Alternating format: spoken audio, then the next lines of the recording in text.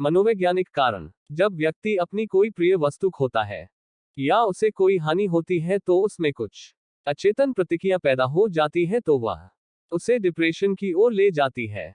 इसका बीज बचपन में ही बो दिया जाता है।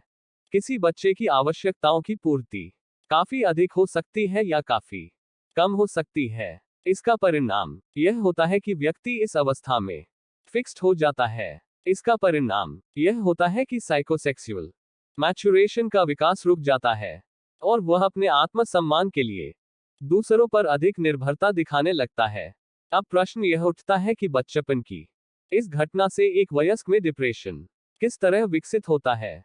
जब ऐसे लोगों को वयस्कावस्था में किसी प्रिय वस्तु को खोते हैं या प्रियजनों की मृत्यु या बदलाव का सामना करना पड़ता है, तो ऐसे व्यक्ति अपने मुखावस्था में वापस लौट जाते हैं। इस अवस्था में वापस होने के बाद ऐसे व्यक्ति की अपनी पहचान उस व्यक्ति के साथ मिल जाती है जिसे वह खो चुका होता है। दूसरे शब्दों में, ऐसा व्यक्ति प्रियजन को खुद के साथ जोड़ लेता है और तब उनके मन में जो भाव अपने प्रियजनों के प्रति थे वे खुद के प्रति हो जाते हैं। कुछ व्यक्तियों में यह सब कुछ समय तक बनी रहती है और थोड़े समय के बाद व्यक्ति अपना एक भिन्न एवं स्वतंत्र पहचान बनाकर अपने सामाजिक संबंधों को पुनः जीवित कर लेता है। परंतु कुछ लोग ऐसा नहीं कर पाते हैं और उनमें अचेतन की यह प्रक्रिया काफी मुश्किलें पैदा कर देती है। उनके दुख और खुशी का अंतर इतना गहरा हो जाता है कि वह खुद को खोया खोया महसूस करने लगते हैं, सामाजिक संबंधों से अपने आप को दूर कर लेते हैं और अपनी हानि पर ही फोकस करते हैं। उससे ऐसे लोगों में अपने आप के प्रति घृणा का भाव पैदा हो जाता है, जिससे उनमें नेगेटिव मूड्स, सेल्फ ब्लेम और सोशल विथड्रॉल आदि जैसे व्यवहार पैदा हो जाते हैं, जिसका परिणाम यह होता है कि ऐसे लोग और भी अधिक डिप्रेस्ड हो जाते हैं। मनोवैज्ञानिक सिगमंड फ्रॉइड के अनुसार प्रियजनों या वस्तुओं की हानि होने पर दो तरह के लोग डिप्रेशन से सबसे ज्यादा प्रभावित होते हैं।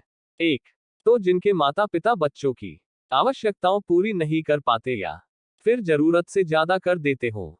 जिन बच्चों की आवश्यकताओं की पूर्ति अपर्याप्त ढंग से होती है, वे पूरी जिंदगी दूसरों पर आधारित रहते हैं, अपने को स्नेह पाने के लायक नहीं समझते हैं और उनका आत्मसम्मान कम होता है। जिन लोगों की आवश्यकताओं की पूर्ति अत्यधिक होती है, वे जिंदगी में अन्य अवस्थाओं की ओर बढ़ना ही नहीं चाहते हैं। दोनों तरह के लोग पूरी जिंदगी दूसरों का स्नेह एवं अप्रूवल पाने के लिए कड़ी मेहनत करते रहते हैं।